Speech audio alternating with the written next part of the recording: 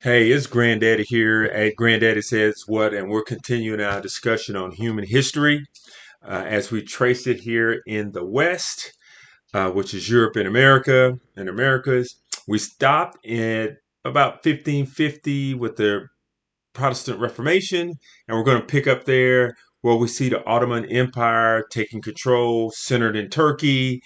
But there are a lot of things going on throughout the world. Okay, 1600, they're beginning the colonization of the New World, which is North and South America. In 1700, you have the Methodist Church began.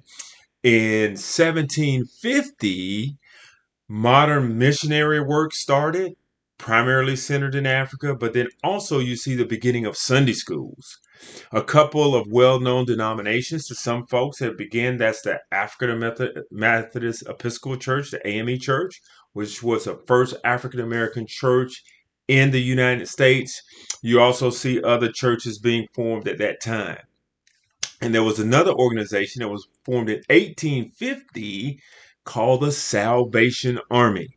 And in the 1900s, we had our first radio broadcast. So these were all major events up until what I kind of consider our time. Right now, we know we had in the 30s and 40s there was World War II, but in by 1950, during the Cold War, the Bible had been translated into 95% of the languages, and we begin to see explosive growth in two areas. One in China, and then you had the civil rights movement going on in the United States.